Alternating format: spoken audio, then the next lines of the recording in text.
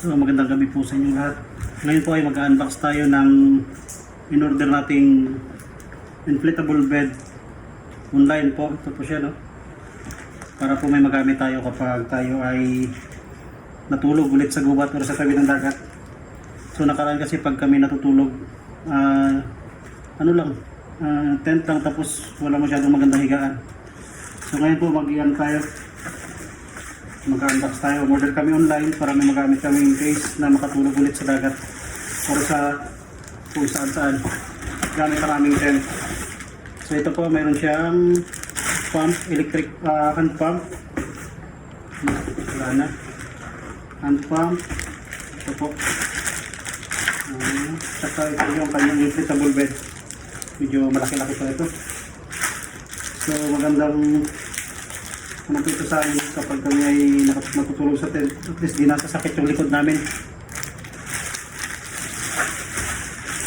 Ito na po ang ating inflatable bed. Dumating na. Ay, hindi na yung reklamo si Joy na masakit ang likod. Dahil walang sapin ng tent. So ito, meron na tayo. Dagdag bagahe na naman.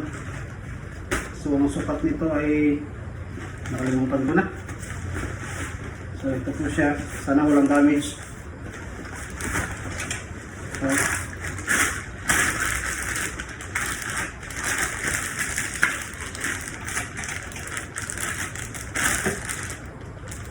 kung kayo po ay mahilig din sa outing, nare-recommenda ko po rin kayo na bumili ng ganito. Ito po hand pump para sa kanya, exclusive lang talaga para sa kanya.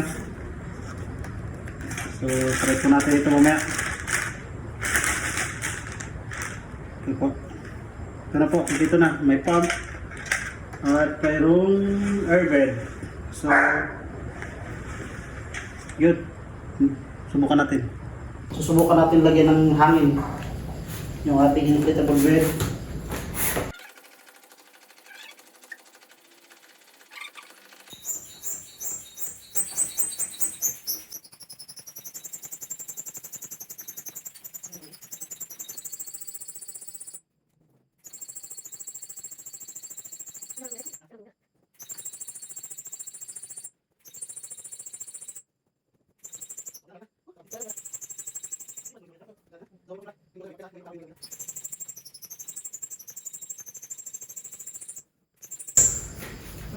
Ito.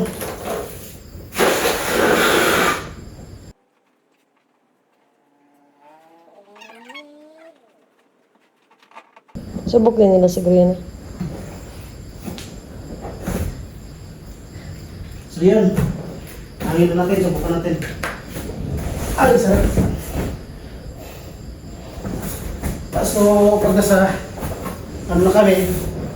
pag nasa gubat o sa tabi ng dagat, hindi na kami matutulog sa buhangin tent, bago ang ilalim yung buhangin lang. So ngayon, medyo komportable na kasi hindi na masakit sa likod pag natutulog. Okay na rin. So satisfied naman sa product nila. So maraming salamat. Bye. Thank you for watching.